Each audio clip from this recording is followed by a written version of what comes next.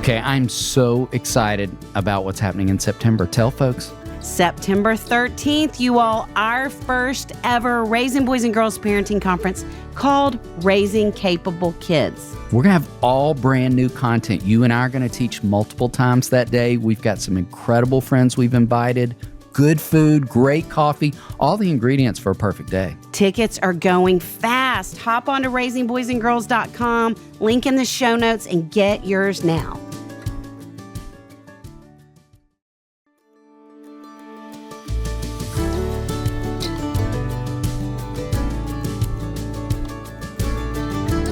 Welcome to the Raising Boys and Girls podcast.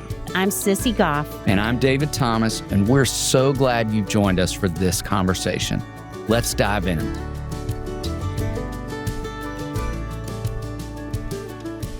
Brown Bannister is a Grammy Award-winning record producer and songwriter, widely regarded for his pioneering work in contemporary Christian music. He has produced landmark albums for artists such as Amy Grant, Michael W. Smith, Stephen Curtis Chapman, and Mercy Me, helping define the sound of the genre. A member of the Gospel Music Hall of Fame, Brown has earned multiple Dove Awards and continues to influence the industry through both his artistry and mentorship. He currently serves as a professor in the School of Music at Lipscomb University, where he also launched a faculty-led, student-run record label to train the next generation of music professionals. Debbie Bannister grew up in Nashville, Tennessee, attended Hollins College and Vanderbilt University. In 1981, she married the love of her life, producer Brown Bannister. Together, they raised 5 amazing children and are soon to be grandparents to 7 grandchildren. Debbie loves gardening, cooking, and reading. She worked as a photographic portrait artist at the Michael Renee Studio in Nashville and built a successful business in Rodan and Fields with many of her dear friends. Currently, she is starting a new business adventure with a global health and wellness company called Live Pure. We cannot wait for you to listen to this episode with our friends, Brown and Debbie. You guys, we laughed. We cried. All of us in the room were crying at some points.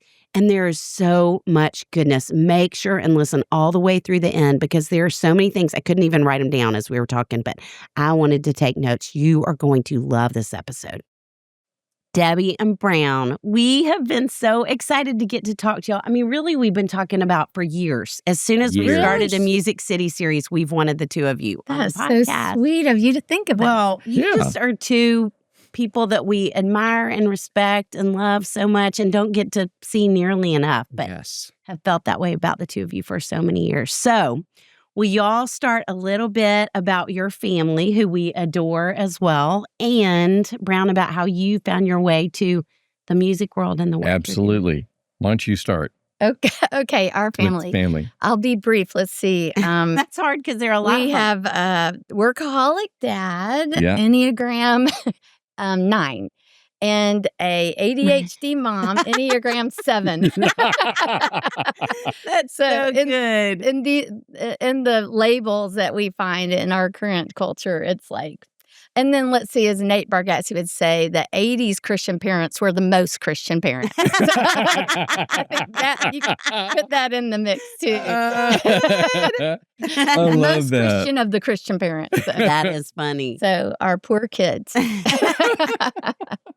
God is merciful. But we have 5 kids. Yes, we have 5 kids. And how many? Bookend girls, Ellie and Carly. And then 3 boys in the middle. And every single one of them are just amazing.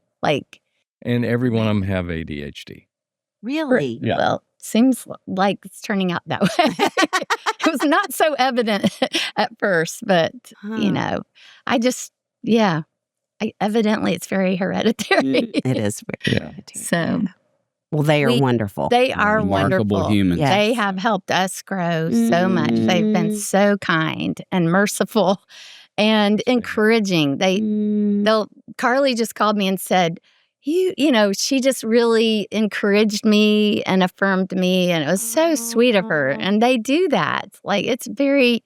We're just very blessed. We're so thankful. We're in a sweet season. Yeah. Yes, Where that's our true. youngest, did she just turn 32? Did she really, y'all? It's crazy. Our baby. Wow. And they stay your baby. Yeah. I mean, Indeed. they're Yeah. so fun. And how many grandkids? We have 6. 6 with one on the way. Ooh. Congratulations. Who's John and Gracelyn are about to have their first. Wow. We are so excited. Wow. Yes. And you and music. Oh, so music. I've never heard how you got your start. Well, I was pre-med in college. Really? Yeah. And I mean, in 1970s, 1970, 71, I was at ACU and I didn't even know there was a music business. That's how unaware I was. Wow. But really, a couple of friends at college, Chris Christian and especially Mike Blanton, just like we had this thing called Sing Song, and he just pushed me and said, you go try out. And I became a host of Sing Song. And then this USO tour was going to happen with this group from school. He pushed me to try out for that. I remember going into the director. This is sort of like a theme of my career. I went into the director after the auditions to find out what the result was. He said, Brown, you're really not very good.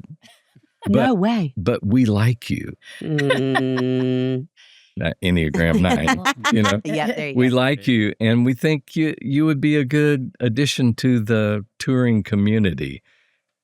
So pretty much that's the theme of my career, is being thrust into things that I have no idea what I'm doing. No experience or training or whatever. Anyway, that Chris Christian came to Nashville, and he encouraged me to turn down 2 job offers in ministry and move to Nashville to be a fiddle player in a bluegrass band. Never played fiddle before. And Wow. if you had heard one of those shows, you would know that I never played fiddle before. But then he started a jingle company. I sold jingles. Then he said, I'm going to get a production deal, and I want to be a producer. You go to Belmont College, which had just started an engineering program, and you learn how to be my engineer. I was there for 6 weeks, and he said, the deal came through. Come on out. I'm like, I've just learned what a microphone is. I don't know anything. And literally, so I'm put in that position, and I sit down at this console, and the tech guys walk me through it. And by the grace of God, we did this album on a 60s pop artist, B.J. Thomas. Raindrops Keep Falling. Yeah, I was going to say Raindrops. Hooked on a Feeling. Yeah. Anyway, so he wanted to make a faith album, had just become a Christian. So they tapped Chris, because nobody was doing contemporary Christian music at the time. I mean, the most contemporary was the Imperials that were like Southern Trumpet gospel. of Jesus, yeah. So, yeah, way before Trumpet of Jesus. Okay. And anyway, so first time I've engineered, and that was the first gold album in Christian music, and won a Grammy. Wow. And I'm like, this is definitely by the grace of God. The second thing I did was Amy Grant was in my youth group, and she had me make a cassette tape for her great-grandmother's 90th birthday. No way. Play it for Chris. Chris said, I'm going to play that for Word. He picks up the phone, plays it for Word, and says, and the guy says, Stan Moser says, I think you should sign her. I mean, that happened just like that. Isn't that crazy? Wow. And then he hangs up, turns to me, and said, you want to produce it? And I said, I don't know how to produce. He said, you didn't know how to engineer. Wow. And we won a Grammy, right? So that's how, so it's just such a God story of just getting put in the position to do that. And then we go on, and then I became a director of the School of Music. I knew nothing about academia. I still don't know that much, but, again, it's just the grace. To me, it's just the grace of God. And some courage. There you go. And some courage. A lot of courage. But the encouragement of friends that like push you to do things, that see something in you that you don't see yourself. I mean, that's amazing. It's amazing. So anyway. Wow. That's Isn't how that amazing? Yes. Yeah. Now, I can tell that story in about 3 hours, too. If you ever want that long version. Yes, it's so funny. It was so funny. We were at a birthday dinner for me. Was that for me? And the kids said, tell us a story, Dad. So I told this story, and literally it was like an hour and a half, and they were like, they'd never heard we have never heard this. He's just so quiet and, I think when we get together, we're just all about but Yes. they were like, we want to hear you talk about this. And our kids are great at that. They're It's so sweet. interesting. Richard Rohr says about the Enneagram 9 is that's the most uninteresting person in the world. At least one kind of explanation of it, description of it. And I heard that and I was like, wow, that's so offensive. And he explained that you're so interested in peacekeeping and everybody else being happy that you don't really reveal yourself like your real self. That's something I've had to learn over the years. We probably don't need to talk about that. But anyway. Debbie's good at pulling things out of me. Yeah. So I have to be surrounded by people who will pull things out of me. Yes. Now, flip side of that is, I think it's the recovery community. I don't know, but I think Ashley Cleveland is who I heard say this first at a show, that listening is how we become interesting people. That's right. Well, that's what people usually think you're interesting. Yes. There's a story about a person on a plane, and they put this guy there, and all he did was ask questions of his passenger sitting next to him. And then they interviewed the woman, and they said, did you sit by anybody on the plane? Did you get to know? She said, yes, I sat by this amazing man. And they said, well, like, what made him amazing? Like, what did he say? And she goes, I don't know, but he was so interesting. Yes, that's To your it. point. Yes. To your point. Yes, that's I love so that. funny. I love Mm-hmm. that. I was thinking too, as you were telling that story, Brown, and you would never say this about yourself, but we will all say it about you. Like, what a statement about your talent that someone would say, hey, try this instrument you've never played before. Hey, try this skill set you've never done before. The instinctive talent that exists in you that the whole world now knows that someone saw in you from the get-go, that it's become so evident to all of us who love so much of your work. So it's fun to hear that origin story. And that's sweet. Speaking of music, we love to ask you all, because obviously our conversation is seated in the middle of our Music City series. And we'd love to ask you both, what is an artist or a band or a song that you would say has really shaped you? Well, You wanna start? I would have to say Amy Grant. I met her in 6th grade. I was going to say, didn't y'all grow up together? And so That's great. we were in a choral group together, but I didn't really get to know her until high school. And when we were at Harpeth Hall, she was experiencing part of what was happening in the Jesus movement. Mm-hmm. And she's like an amazing person from the get-go. But what God was doing in her life was so powerful and evident to me, having had a rough kind of 6th, 5th grade life experience. Just looking for somebody who was really genuinely there for you and who chose not to be unkind when other people were. I just immediately recognized her as a safe person. And at our school at Harpeth Hall, one of her sister's friends was killed in a motorcycle accident. Wow. And everyone was just devastated. And so I think these songs that she had written for her great-grandmother that they played for, she just thought, I wish they knew how loved they are. And I wish they knew that there's, a place that we go, And so she decided she wanted to do an assembly for Harpeth Hall for the whole. I know. And she asked me to do it with her. And my personality was like, sure. And I was like, what did I do? So what was I thinking? I had the privilege and honor of having that time with her where we would practice and just all her stories. And I could tell you an amazing story that transformed my entire family, but I think it might take too long, but I'll tell you later. Yeah. But it was incredible. And she was going to Belmont Church. And so after this incident happened, my mom was watching us practice together. And my mom was really taken with how she talked about God. And she was like, we need to go to that church. And my parents went and they came back and they were like, it's better than a movie. And everybody loves there. And it's not fakey love, it's real love. And so Amy has impacted my whole family and me as well. So she has really lived such an admirable life. I mean, she's very real. She's very human, but she really has been a blessing to me and to my family. I'm really grateful for her. And so many of the artists that, I feel like the most fortunate person in the world, all the amazing people that Brown's been able to work with. You just get tight with those people and see how God is working in their life. It's very sweet. So you sing. I didn't know you sang. Yes. I decided after that I don't like to sing. I like to sing in choral performances and things like that, but it just feels like a lot of pressure to me. So I kind of, after we were invited to sing at different places, and after like the 5th invitation, I was like, I think I'm not sure I want to do this. I love being with you. and so she went on. Obviously, that's what she was called to do. So Yeah. I'm really grateful I got to be part of the beginning, though. Wow. I did not know any of that. Right. That's so fun. It's sweet. Yeah.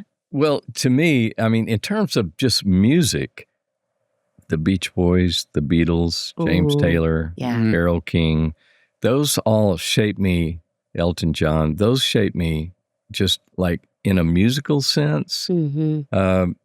There was this inherent, when you listen to music, especially if you end up doing music, there's this inherent education that comes from just being exposed to all different kinds of music. But I love just great songwriting. But the interesting thing is, I was thinking about this question. I went out to California in 1974 for a wedding of one of our friends. Mike Blanton and I went out, and I don't know, we got invited to somebody's apartment, after the rehearsal dinner or something, somebody that lived out there. And on the record player, they were spinning like an album by a group called Love Song, Chuck Girard, Barry McGuire, Second Chapter, Keith Green, and I think Andre Crouch. Wow. And for me, I don't even think I realized it, but I was just like kind of spellbound by it, because we haven't really, on the East Coast, on the east side of the Mississippi, we hadn't really heard like contemporary Christian music, And so I think that just planted a seed. And when I actually got the opportunity to sit in the chair and be a part of music that was just trying to make the world a better place and trying to influence culture, man, I was just, it was all over, Wow. So I think a lot of that shaped me. So, yeah. Well, so being pioneers, both of you, in early Christian music, will you just talk about what it was like back then? And was there a favorite story from that time? Y'all were playing a lot at a coffee house by Belmont, weren't you? Koinonia Bookstore. Yeah. In a sense, Koinonia Bookstore is the essence of what it was like. Really? Yeah, it was managed by a Jesus freak guy. He and his wife lived literally by faith. People just gave him money and they lived by faith. And he was like an evangelist, and like drug addicts were coming in and people were getting saved. And it was horrible looking at the time, this patchwork carpet samples on the floor. But what's interesting is, to me, that was the essence of the Jesus movement. It was like Koinonia Bookstore versus Bridgestone Arena. It was basically like troubadours or circuit rider musical circuit riders just sharing the gospel, versus stars on stage. There were no like ticketed concerts. Wow. At the time. So it was very organic. I remember I was making $2.30 an hour working for Chris, which was the minimum wage. So he did pay me the minimum wage. So no bad reflection on him. But I think that the essence was, back then, the only reason we were doing it is, well, first of all, we loved doing music, but influencing culture and like being a part of spreading the gospel and using the vehicle music to influence. culture, all of that. I think that was the driving factor. In fact, fast forward to Billy Ray Hearn, who established Sparrow Records. I was talking to him one day because we did this co-venture label at one point, and I said, "What's the difference between you basically started contemporary Christian music in L.A. out of your home, and you would just get records and they'd be in your garage and y'all would mail them out to people. I mean, literally, that's how they started." I said, "What's the difference now and 30 years later?" And he said, "Well, if you think of a generation of an artist, like an artist generation, it's like every 10 years it kind of flips around and there's a new set of artists." He said, "Back when we started, like Keith Green and Barry McGuire and Second Chapter, all those people would come in and go, 'I want to take the gospel to Berkeley. I want to go sing, set up on the beach, the Venice Beach, and sing.' And, it was like, I want to take the gospel." And he said 3 generations later, the managers of artists come in and ask me where I'm going to take their artist, which is profound. And it's not, and I'm not casting shade on the artists 3 generations later, because there are fantastic people I worked with, like Twyla Paris and Stephen Curtis and Michael W. and all of that. But it became a business. It became an industry. And to me, that's the difference between the early days and what it is now. And I think it's a little more challenging now for artists who are in that area of Christian music, especially. I think they have to be more intentional about staying grounded and not getting distracted by whatever accolades or whatever critics, Yeah. I mean, you have to, that's the thing. You have to, I'm sort of fast forwarding into another question, but you have to know who you are. You have to know your why. You have to understand your identity and what you're called to. Because if you know that, then you're unshakable, by good or bad words that come your way or reviews or whatever. So good. And anyway, about life. I think the early days are really precious to me. I mean, it was different people coming in and performing that were coming across the states, and just that little stage in Koinonia bookstore. And then we have Bible studies and prayer meetings, and it was just all, it was all a really wonderful, exciting, amazing time. So incredible. And now we're going to take a little break to hear from one of our sponsors who makes this podcast possible. Okay, it's officially summer in Tennessee, which is to say it's 200 degrees outside. You need a shower from just walking to the mailbox. I'm so jealous of your porch at the lake. It is the ideal way to be outside. Fans overhead and the breeze from the water. It's the only place to be outdoors right now, and it's one of my favorite places thanks to Wayfair. They are responsible for our porch furniture, rugs, and so much more. There's no better place to go for outdoor furniture than Wayfair. And we just bought some fun lawn games for the boys at Wayfair. They have cornhole, a giant tumble tower, ring toss, you name it. Wayfair's huge selection of outdoor essentials will help you make your outdoor space more comfortable, functional, and most importantly, more you. We just outfitted our front porch too. New rugs, new cushions, new side tables. June loves the new rugs on the porch so much she sometimes won't come inside. Get your outdoor space ready today so you can enjoy it all season long. The site is so easy to navigate, free and easy delivery even on the big stuff. No more huge delivery fees for patio furniture. Get big stuff like patio sets, gazebos, hot tubs, outdoor dining sets, and more shipped free. There's something for every style and every home, no matter your space or budget. Shop outdoor furniture, grills, lawn games, and way more for way less. Head to wayfair.com right now to explore a huge outdoor selection. That's WAYFAIR.com. Wayfair. Every style, every home. And now back to our show. Okay, we're going to ask you a tough question, Brown. You have been a part of countless songs. Yes. And we won't ask you your favorite because you could probably have so many. But what would be one of your favorite songs you've been a part of? Well, to me, it's interesting. I just saw we went to this concert that Russ Taff did recently, and he was in the Imperials. Yes. And one of the first, maybe the second song I co-wrote with a friend of mine.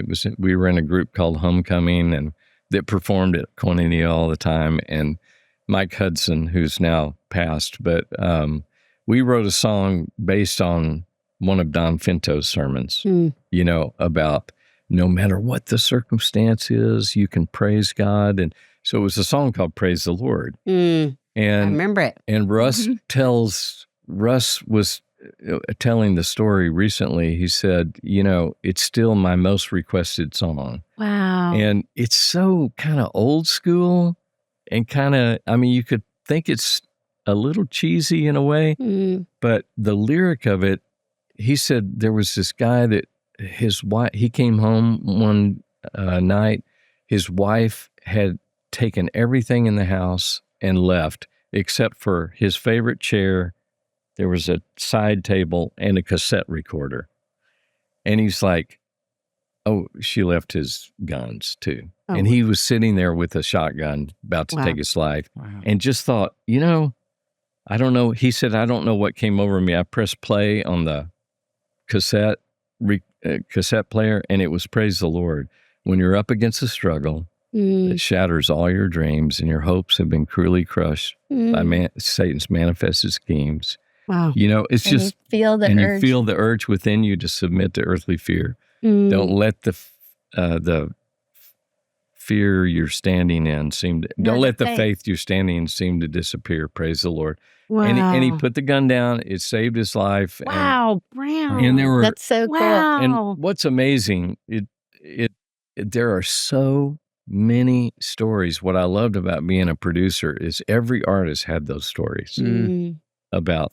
I remember a friend of ours being in out in California at a conference, Paul Van Hosen. Oh yeah, and he met this guy from Zimbabwe, and he was a pastor, and he was telling his story, and he said, "Yeah, I was running from God. My grandmother and mother were great Christians. They prayed me in, but I was running as hard as I could, and I was in a marketplace in Zimbabwe, and I heard this song over the intercom, and it was Amy Grant, I have decided to follow Jesus." And he said, it convicted me.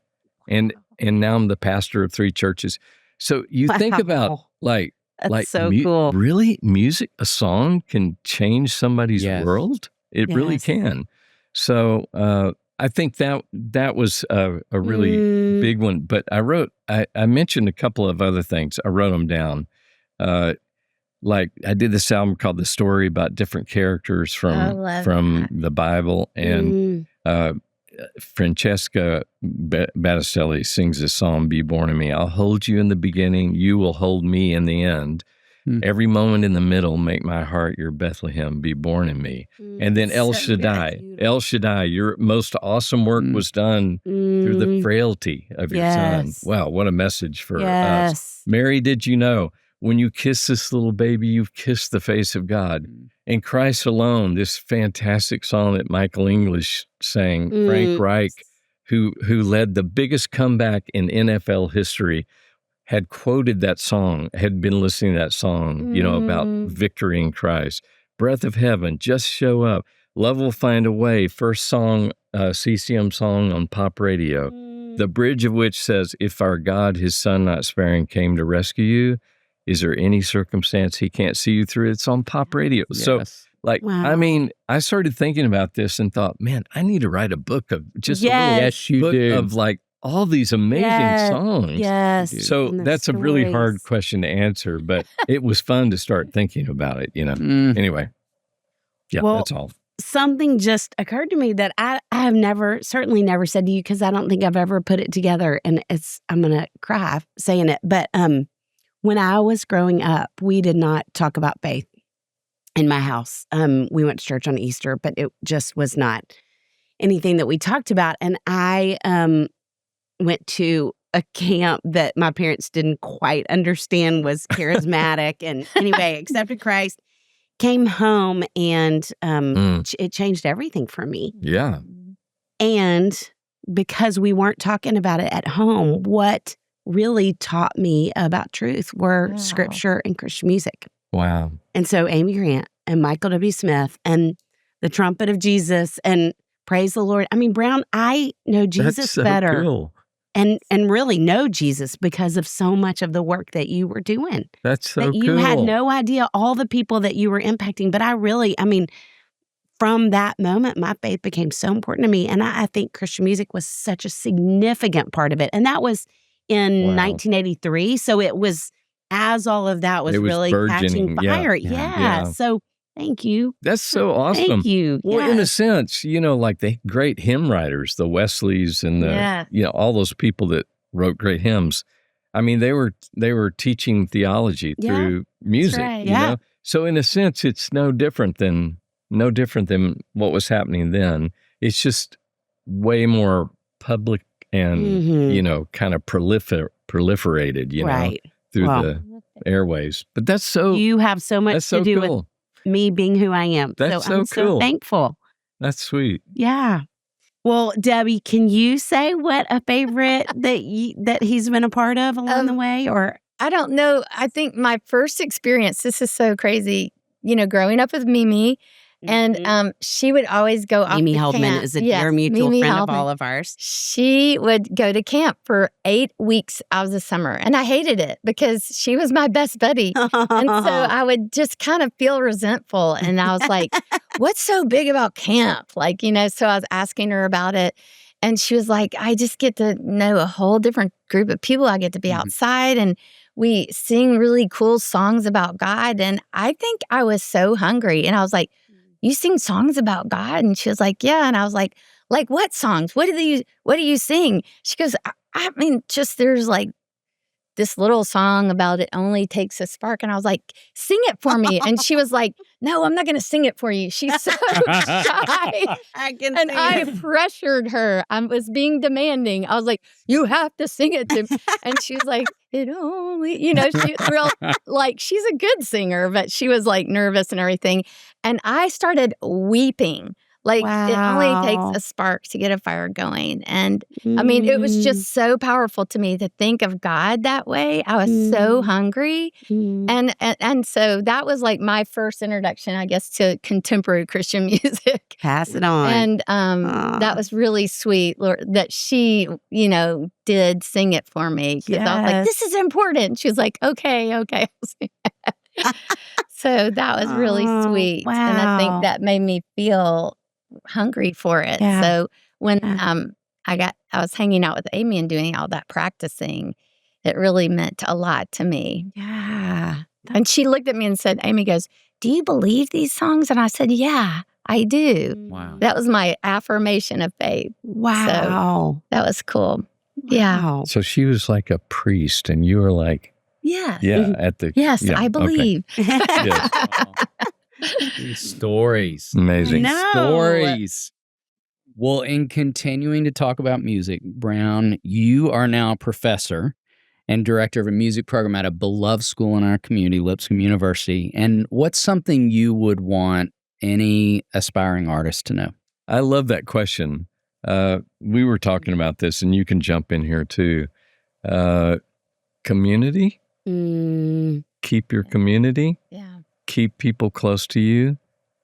Be supportive of your community. I mean, just watching Ellie's. She's great. like, we went and babysat so she could go see the New Respects, and support them. Like I think there's for artists, it's easy, especially when you get some level of fame, it's easy to become kind of insulated, the center of your world. Yeah. And I think that concept of supporting others and lifting others up, which of course Amy has been fantastic. Like when Michael W. Smith was going to open up after his first record, he was going to open up for Amy. Amy was like, no, you're not going to open up. I'm going to put you in the middle of my show. Now that, That is something. That says a lot. But just that idea of supporting others, I think it encourages humility and a sense of belonging and like your smallness, really in the big picture. I think in terms of what we tell our students is you need to develop whatever your wheelhouse skill set is, to the best of your ability, but be good at other things too. Yeah. You're going to need especially these days. multiple sources of income. Yeah. Discipline, getting great at your craft, perseverance. You hear about a 10-year town, and it's really a 10-year, really for Drew and Ellie, it took about eight years before they were really kind of had momentum and could support themselves, well. So I think having a daughter and a son-in-law who have done it independently primarily, it helps me sleep at night with these aspiring students that want to do this, because I know it can be done. Like it can, if you have talent and you persevere. Sarah Groves says she finally realized I need to stop competing to try to get number ones and all that stuff and be, this famous artist. I realized there are enough ears. If God's put something on your heart to say and you have something to give, there are enough ears. And in this world of social media and all of that, you can find your people, basically. Yes. So it's a real different trajectory for artists these days, but it can be done. I think those are some of the things. What else? Was there something else you thought of that I tell people? I think it's been really sweet working with your kids. That is huge. Yeah. And Ben does music. He has a little EP, and Carly, and they're all pretty musical. Yes. Even Will's got a great sing-along voice. So I think that's really, really sweet. It's a big part of our family. Yes. Time together. Really, we'll y'all sing together? Yes. Oh, wow. Sometimes to Drew's dismay if we're in the subway. Actually, John is like, no, I'm not doing that. But it is a sweet way to celebrate truth and encourage ourselves. And now a quick break to hear from one of our incredible sponsors who make the podcast available.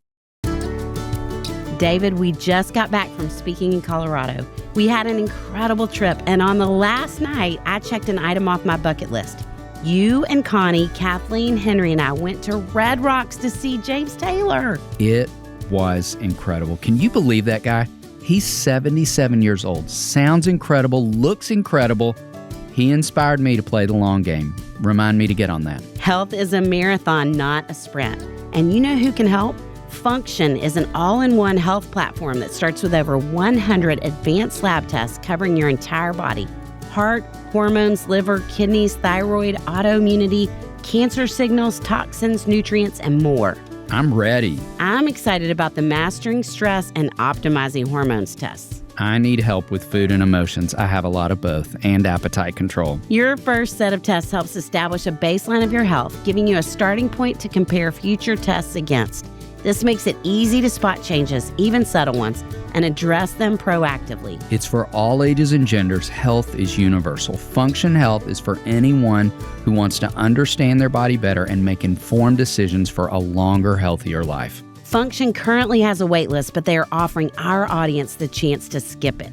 Head to our landing page, functionhealth.com/RBG, to sign up with your credit applied or use code RBG100. This is an exclusive offer we're sharing with our audience, limited to the first 1,000 listeners who use our code. Again, that's a $100 credit for new members signing up. And now back to the show. Well, will y'all talk about that? Ellie, so far, is the only of your kids that we've had on the podcast, but she is certainly one of our favorite humans. But we, like I said, we love all your kids. What has it been like to watch them move into this and do so well in the field too? And you answer that. It's I crazy for me. cannot tell you how proud of my kids I am. Debbie. And I think about, despite our mistakes and whatever, just really seeing them be authentic, be learning to be honest and kind, and they are really exceptional human beings. And I'm so proud of every single one of them. They are a real gift to us, and they include us. We really just love to be invited anytime we can because we love being together. We feel very fortunate because I know that's not the case in a lot of families. Yeah. So I think they love other humans, and that is really what we're here for. Is like when you said build a community. Community is so important, and you here at Daystar are so aware of that. And you're also, honestly, I'm sure, aware of how alone people can feel when they're going through hard stuff. And having that community, providing that community a place like this is life-changing, especially when you go through the hard stuff that, especially these days, these kids are having to go through. So Absolutely. kudos to you. Thanks, It's amazing. Yeah, I can't emphasize the community part of it enough. And we've watched Drew and Ellie, who go very different directions, and then sometimes together, and how they've managed their time and family time, and I mean, it's remarkable. But they have their people. They're like 5 couples that they are tight with, and they walk through everything, good, bad, and ugly with. It's incredible. I remember Al Andrews from Porter's Call, and a guy who taught a course at Lipscomb, how to be a successful songwriter, Brett Warren of the Warren Brothers. They started this group, this was 5 or 6 years ago, with burgeoning country artists called Prehab. Oh, that's so great? good. Incredible. Yes. Yeah, Prehab. let's try to get out in front of like the things that are going to take you down. Yes. And at least, make you aware of red flags and all that. And again, I just think it's that being connected, that is so important. Yes. Wow. In addition to watching your kids be this amazing talent in the world, what's it like to watch them be amazing parents too? Oh man, I'm so blown away because I don't think I was a great parent, especially at first. A great husband, father, etc. Because I was so like immersed, and I was a workaholic. But I loved what I was doing. But to see them, to me. And this goes for Ben and Sarah and Drew and Ellie, to see how intentional they are as parents. Really? I don't know if that's just like the thing of this era, this generation seems to be a key word, but to watch them like be so intentional as a dad, as a mom, is just kind of it sort of blows me away. Yeah. I'm so proud of them. Yeah, I am too. I feel like I learn from them all the time. It's very humbling and very like gratifying at the same time. It's like, oh, that was great how you handled that. Y'all are a big part of that too. Like Ellie shares the wisdom she's gained from you with all of us, and that goes a long way. So yeah. Well, and we got to see Ben and meet Sarah in, I don't even know if they still go there, but in Knoxville at Fellowship. Right. They came to a seminar we did. Okay. 12 years ago, probably. So we've gotten to meet her. They are amazing. Yes, they are. I mean, They're they awesome. are such great parents. Wow. And our grandkids are. Well, let's talk about that. And John is expecting a baby. It's so exciting. Isn't that fun? Yes. He and Graceland. So we're really pumped about that. I know they're going to be amazing. How has being grandparents changed y'all? Oh, that's a great question. That's a great question. I don't know if I even got to that one. Well, when I was looking at grandparents. How do you feel like it's changed you? I take prayer very seriously, and I did for my kids. But, I don't see them as much. So when I have that longing to be with them, or I start thinking, oh, I hope that goes well for her at camp, or I hope, they're not too lonely. I mean, everybody is so different, and yet they have to find their way without being like damaged. Right. And so I think it has really made me more prayerful because I don't get to be around all the time during all those events and all the hard things and the good things, And so I think it has made me more prayerful. It's made me respect my kids more who are parenting. I just see the way they handle things and also their honesty when they don't handle it well. I think that's so important. I think growing up, maybe our parents weren't quite that in touch with it, like, don't cry, and stuff like that. And you're going, but I am crying. I mean, that didn't necessarily happen to me, but, I just think just seeing them be so empathetic. I mean, Sarah, Ben's wife, is like the portrait of empath. Wow. Yeah. She is amazing. And so I feel so grateful to have that in our life experience. It's just been amazing. So It kind of reminds me of, I don't know why it makes me think of that Eugene Peterson book on the Psalms, the long obedience in the same direction. Love that book. Yes. It's like having a front row seat to like the legacy of your family, Wow. like generationally. Yes. And you start going, wow, man, those decisions that we made to stay together, like in counseling with Jennifer, to stay together and to really like lean into our marriage, and you learning to be sad instead of angry, and me learning, me being affected by that, and that causing my heart to turn more towards home. I think just you think about that, like that, us deciding to lean in and stay with it has affected everything. And so those early decisions, it is that long obedience, that consistent of just staying in the trenches, and you see that playing out. And true. I don't know, that is like remarkable to me, and what an honor to see it playing out. Yes. Well, in thinking about those early decisions, you all think back on the early years of parenting, and what would you say is something you wish someone had told you on the front side of parenting? Maybe they told us, but we didn't hear. I don't think there was as much advice being given at the time we were raising our kids. I tell you, one for me is you can go home for dinner. I remember working with Ben Shive on an album on Ellie, 8 or 10 years ago. And we're working, and my work schedule tended to be just like 12, 14 hours a day. Wow. And we'd get to about 5 or 6, and he said, okay, got to quit. I said, what do you mean? We have all this other stuff to do. Oh, I'll be back, but I got to go home for dinner. And I thought, you can do that? Wow. You can just stop work? That would have been and go great. home? Yeah. And I think about the early years, which led to our marriage counseling and, all of that, but I think, just like, hey, man, you can control this. You can put boundaries. And it is that intentionality and leaning in and being there for the small things and the seemingly insignificant moments, but so important.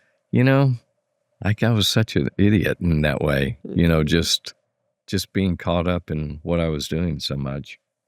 So go home for dinner. That would have Isn't that great? Honestly, Yes. it's Great very advice. simple, but I wish somebody had. So good. I was like, can do what? this. He went home for dinner.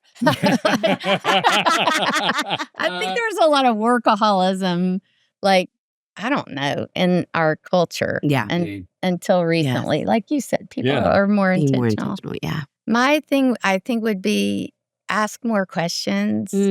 Like, I think some of this maybe comes from fear, like, oh, don't do this, or, what do you think about that? Well, this is what I think, I just wish I had gone back and just asked a lot of questions and listeningly. Yes. Just getting to know them and what they felt and how different each one was. And not like, I would tell stories, to get my point across. I thought that was great. But really, I wish I had heard more stories from them. Like, what does this feel like when that happened? And what do you wish you'd said? Or just kind of do like what you guys do. Because I think, I just operated a little bit like, let me tell you. And I did it in a friendly way, but I see them now and how much they have to offer. And what wisdom they have, and they always had. And I just wish I had celebrated that for them better, because I think they would have even better known who they were and the great way that God made them. So it's turned out okay. Yeah, It's turning great. Indeed, it He's has. But one of the big things I knew instinctively was I knew my shortcomings, and to be a confessional parent and go, I really screwed up here, really messed up. When you lose your temper or whatever it is, I think that is a huge kind of role modeling thing to do for your kids. Yeah. We've had our kids talk about that. Right. Y'all, what a gift. I'm sad we're getting to the end of our questions. We for another enjoyed 2 it. hours. Well, so Debbie, you introduced me to one of my all-time favorite authors. Yes. That I'm rereading one of her books right now. Which one? Elizabeth Good. What are you reading? Scent of Water. Oh, my word. That's huge. Yes. That is huge. She was so incredibly gifted. So you're an avid reader. Yes. Would love for you to give us a little summer reading challenge. Do you have a favorite? Yes, I brought them. Where did I put them? Have you read this one? This is Elizabeth Good. No, I've never even heard of it. It is just delightful. It doesn't have some of the deep things that she addresses in Scent of Water. Yes. But it's just like a charming tale, and it's so entertaining. So it's called Smoky House, Elizabeth Googe, and it's just a sweet story about a little family that lives in an inn. Their mom is gone. But, I love how she kind of personifies animals, which here, you guys, I think, you have such an honor and respect for the animals. This is done like to the 10th degree in this book. Like the voices of the donkey and the dogs and the wisdom they have. It's just delightful. I can't wait to read it. Smoky House. We'll link it to our show notes. Strongly recommend Smoky House. I'm so glad. And then this guy, Steve Chandler, he's a coach. This is the nonfiction book. Yeah. And he's like really plain spoken. Great. I mean, he had such an amazing life transition and became a coach and coached coaches, like life coaching. And he talks about the power of systems. And this book was really helpful for me because I think sometimes we all get caught up in like, oh, well, my parents were like this, and that's why I'm like that. And I'm sorry, I don't know if I can change that. Yeah. And he's like, well, he experienced severe alcoholism in his own life and in his family line. And he said, I went to counseling. Why am I drinking? My parents did this to me. That's why, He goes, but it didn't make me stop drinking. He said what helped me stop drinking was going to AA. And it's a system. Yes. And you build community. Yes. And you confess. Yes. And so he's like, I think that we neglect to help people find systems that work for them. And we spend a lot. And he goes, I'm not saying any of the other stuff is bad or wrong. Mm-hmm. But he's saying in addition to that, to help people cope, just helping them find a system that will help them not get as distracted or whatever it is that you are trying to address, coming up with a system. And he said, one thing that's really refreshing and freeing about it is if your system didn't work, you don't go, I'm such a jerk. I'm so terrible. He goes, just try a new system. And so that was very freeing for me. And I really have enjoyed this book. Wow. Okay. I'm so glad to know about Power both of of those. Systems Thank by you. Steve Chandler and Trevor Timbeck. Okay. We'll link to both of those. Yeah, great. I want you to come on every summer and give summer reading recommendations. Okay, Yeah, we that's make so this sweet. an ongoing That's experience. so sweet. I would love to come back here for any reason. Too. And bring we would him. love that Bring too. him. We would love that. Yeah. Thank too. you for having us. We can't thank y'all, you what a enough. delight. We don't want it to end, but we want to respect your time. And we end every episode with something fun and food related. So we've got a 2-part question for you both. Oh, Part 1 is queso or guac, and part 2 is what's your favorite taco? Oh, I can answer this. yes, he can answer. We talked about it earlier. Definitely queso, unless it's Debbie's guacamole. Oh, that's sweet. Ooh. Thanks. So she makes this amazing guacamole. It's Really? more chunky and tomatoey and anyway, oniony and all that. And definitely number 3, breakfast taco at Lady Bird. We both love that. We both Yes. love that. It's So choice. good. So good. Debbie, what about for you? We are twins. You're going to stay Like we tend to like the queso at same number thing. 3? Yeah. Mhm. Okay, really? Could we get your guacamole recipe and put it in the Absolutely. show notes too? Oh, I would love to that give would that be to you. awesome. I think Be it's so Barefoot fun. Contessa's. Ooh. So- You can probably find it in there. Okay. Well, I remember a friend of ours had a place in San Miguel. Is that not the most phenomenal? Just so So amazing. And she let us stay there on one of our anniversaries. And we walked in, and there was this Mexican lady that was kind of her housekeeper person Uh-huh. making this chunky guacamole. And that's how you made it ever Yeah. since. So, Wow. It was lovely. yeah. Yes. Pretty So amazing. great. Y'all, thank you. This was so fun. Thank you. So rich and fun good. You for too. us. Thank you. We're so proud of you. Aw. Thanks Yes. for letting us be a little Thank you. part. Well, You guys. we're so honored. Yes, we are. David, what a team we have that we get to call friends who help make this podcast possible. Chris Starrett, our engineer, Our management team at KCH. and we are thrilled to be a part of the That Sounds Fun network. Our music was created by the insanely talented Dave Haywood of Lady A. And if this podcast felt helpful to you, please consider subscribing, liking, sharing, all the things. We are grateful for you and cheering you on always.